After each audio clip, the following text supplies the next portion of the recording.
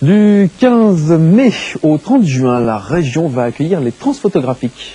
Ce festival né à Lille s'étend aujourd'hui sur 16 villes du Nord-Pas-de-Calais, mais gagne aussi la Belgique puisque des expositions sont proposées à Tournai, Moucron et Courtrai. Et pour cette deuxième édition, ce sont les femmes photographes qui sont mises à l'honneur. Anne Darchy est professeure de français. Elle enseigne dans un établissement de la métropole. Lorsqu'elle se détourne de ses livres et de ses copies, Anne fixe les instants grâce à son appareil photo.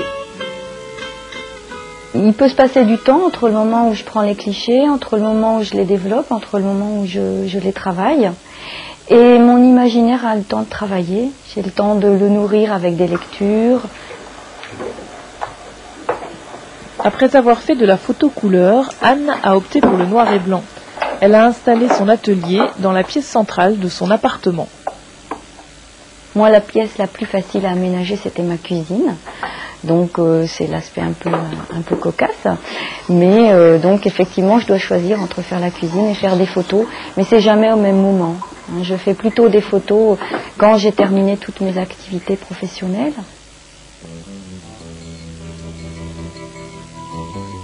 Dans le cadre des Transphotographiques, Anne expose ses photos à l'univers de l'île Moulin.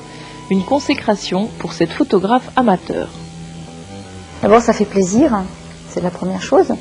Et puis, un soulagement aussi, parce que je les voyais trop souvent, ces photos, en ce moment chez moi. Donc, elles sont ailleurs, elles vivent leur vie. Donc, ça, c'est bien.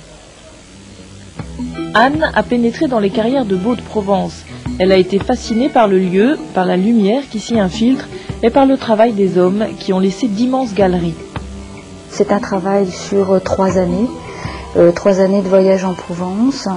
Je ne sais combien de pellicules sur ce lieu. Donc moi j'y vois une progression, je vois un regard qui se modifie et j'espère avoir pu donner aux personnes qui viendront les impressions différentes que j'y ai ressenties à chaque fois.